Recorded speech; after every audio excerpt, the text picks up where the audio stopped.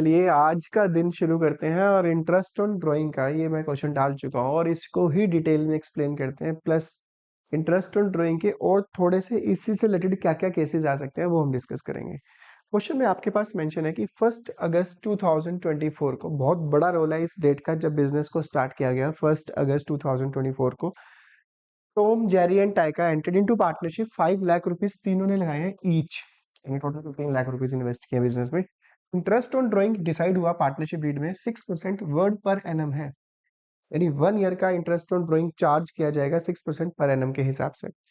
For the year ended 31 March Taika ने withdraw किया 80,000। यार देखो, जब ईयर एंड हुआ 31 मार्च को तो टाइका ने टोटल विड्रॉ किए थे 80,000। किस डेट को विड्रॉ किए थे वो डेट मेंशन नहीं है।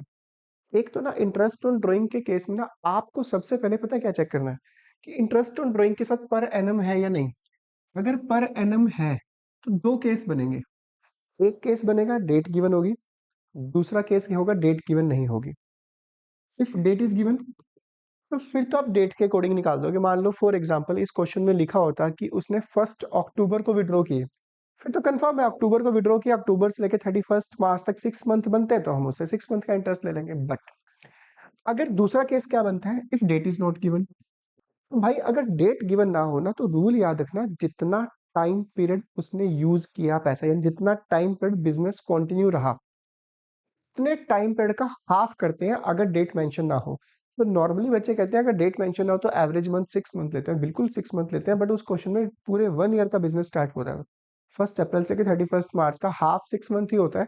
बट इस क्वेश्चन में अगस्त से लेके मार्च तक टोटल जो मंथ्स बनते हैं वो 8 मंथ्स बनते हैं, तो 8 का हाफ करना पड़ेगा आपको 4 मंथ्स। तो इस क्वेश्चन में जो इंटरेस्ट ऑन ड्राइंग निकलेगा वो क्या निकलेगा, ड्राइंग, टोटल ड्राइंग पता होनी चाहिए जो कि है 80 into rate of interest into month upon 12। Rate of interest है 6%,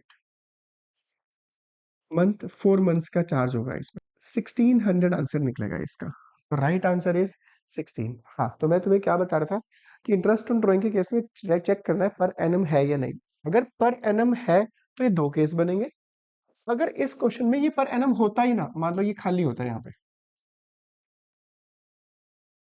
सिर्फ 6% होता, 6% के केस में अगर पर एनम ना लिखा हो तो याद रखना मंथ विल बी इग्नोर, यानी मंथ आप लोगे ही नहीं उस केस में। यार ये वो वाली बात होगी, सपोज करो फॉर एग्जांपल एक पर्सन हम गया फाइनेंसर के पास गया और फाइनेंसर कहेगा कि भैया मुझे यार 50,000 रुपीज चाहिए 2 मंथ्स के लिए, तो क्या रेट ऑफ इंटरेस्ट लोगे, तो उसने कहा 6%। कहता है ठीक है, बड़ी अच्छी बात है ये तो। अगर सोचो 1 लाख रुपीज उसने लिए, सोचो एक थोड़ा एग्ज्यूम करो, फाइनेंसर है उसका काम है पैसा देना, है ना।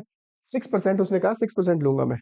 1 लाख रुपीज फाइनेंसर ने दिए 2 मंथ्स के लिए, 1 मंथ लेके चलो, 1 मंथ के लिए लिए, और उसने 6% मांगे सिर्फ। वो गया भाई साहब 6%, तो उसने अकाउंट ज्यादा सीरियसली पढ़ लिया था। उसने क्या किया, यार मैं 1 मंथ बाद रिटर्न कर रहा हूँ, 1 मंथ यूज कर रहा हूँ, तो 1 मंथ के हिसाब से उसने इंटरेस्ट निकाल लिया 500 रुपीज। वो उस फाइनेंसर को कह रहा है कि भैया ये लो अपने 1 लाख रुपीज वापस, एक महीने का इंटरेस्ट बनता है आपका, एक महीने का 500, टोटल लो 1,05,000। तो सोचो उस फाइनेंसर का क्या होगा। फाइनेंसर गया भाई साहब, पेपर वेट पड़ा ना मेरे पास, मन तो कह रहा है कि यही उड़ा के मारो। उसने वर्ड यूज किया, भाई मैं एक महीने की तूने बात करी, मैंने कहा 6%, तू मुझे एक महीने का निकाल के दे रहा साथ में 1/12। उसने 6% वर्ड बोला, 6% पर एनम वर्ड नहीं बोला उसने, है ना। तो जब पर एनम वर्ड ना हो तो याद रखना मंथ विल बी इग्नोर। तुम्हारे पास लालच देगा तुम्हें क्वेश्चन, क्वेश्चन में डेट मेंशन होगी जैसे इसमें मेंशन है, मान लो यहाँ पे लिख दिया कि टाइका विड्रू 80,000 ऑन 1 अक्टूबर 2024, और बच्चे कहेंगे ओहो डेट गिवन है, बच्चे कहेंगे लो जी फिर 80,000 इंटू 6% इंटू 6/12।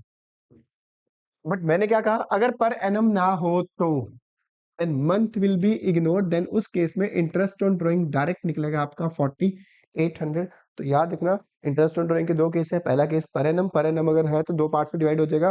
पहला केस मंथ गिवन है तो मंथ के अकॉर्डिंग, अगर मंथ गिवन नहीं है तो टाइम पीरियड का हाफ। दूसरा केस अगर पर एनम है ही नहीं तो उस केस में मंथ विल बी इग्नोर, चाहे डेट गिवन हो चाहे ना गिवन हो, डायरेक्ट आपको इंटरेस्ट ऑन ड्राइंग निकालना।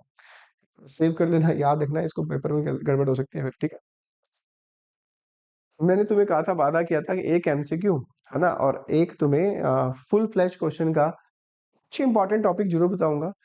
और ये वीडियो ना यार उन्हीं के लिए मैं बना रहा हूँ वैसे तो। वैसे मैं जितने भी बच्चों का फुल फ्लैश हमारा बुक कर चुके हैं, वो इन दिनों में एग्ज़ाम की तैयारी कर रहे हैं। मतलब एग्ज़ाम की तैयारी तो सारे ही कर रहे हैं।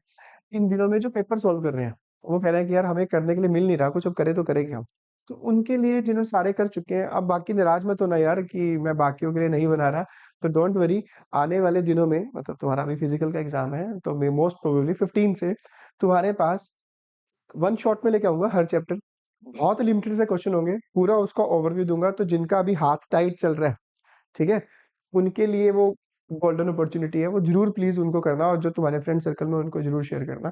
फिलहाल देखना, सारे देखो इस क्वेश्चन को, बड़ा ही प्यारा पॉइंट है। अगर सीबीएसई का लेवल थोड़ा-सा बढ़ता है, उस केस में अगर वो मुश्किल पेपर डालते हैं, तो कुछ ये उसकी एक झलक बन सकती है उसमें। क्वेश्चन में एक टॉपिक है, बड़ा सिंपल सा टॉपिक है। क्वेश्चन में आपके पास ये गिवन है, प्रपोज्ड डिविडेंड।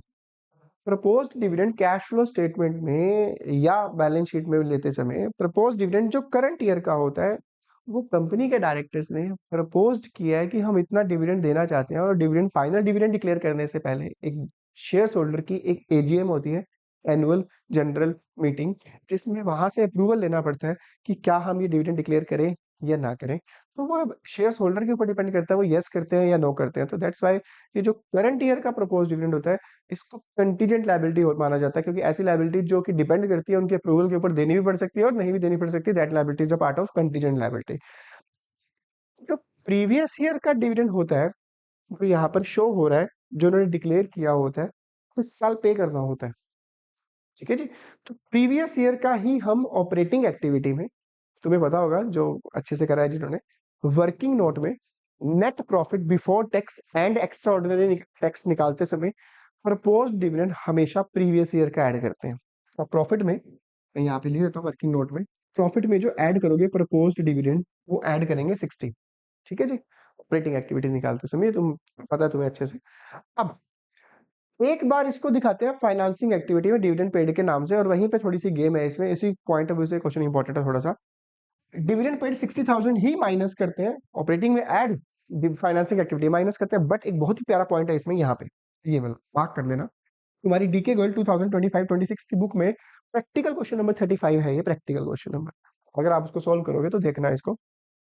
4,000 वर्ड लिखा हुआ है अनक्लेम्ड, तो भाई कंपनी 60,000 पे करना चाहती है, मना नहीं कर रही, कुछ टेक्निकल एरर की वजह से कंपनी ने जब ट्रांसफर किए तो 4,000 रुपीज ट्रांसफर नहीं हो पाए, या जिनको डिविडेंड देना था वो क्लेम ही नहीं कर पाए ना।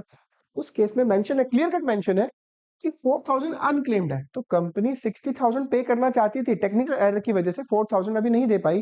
तो हमारी हेडिंग होती है फाइनेंसिंग एक्टिविटी डिविडेंड पेड के नाम से, प्रपोज डिविडेंड पेड। अगर डिविडेंड पेड है तो 60 तो नहीं दिखा सकते ना, क्योंकि क्वेश्चन में क्लियर कट मेंशन है कि अनक्लेम्ड डिविडेंड। तो 60 में से ये 4,000 माइनस करना, और डिविडेंड पेड फाइनेंसिंग एक्टिविटी में आपको दिखाना पड़ेगा 56,000 फाइनेंसिंग एक्टिविटी, यहाँ पे लिख देता हूँ मैं। ऑपरेटिंग एक्टिविटी में 60 ऐड करना और फाइनेंसिंग एक्टिविटी में 56 माइनस करना। और ऐसे ही क्वेश्चन को देखने के लिए चैनल को सब्सक्राइब जरूर कर लेना, डेली बेसिस पे बढ़िया बढ़िया क्वेश्चन लेकर आऊंगा।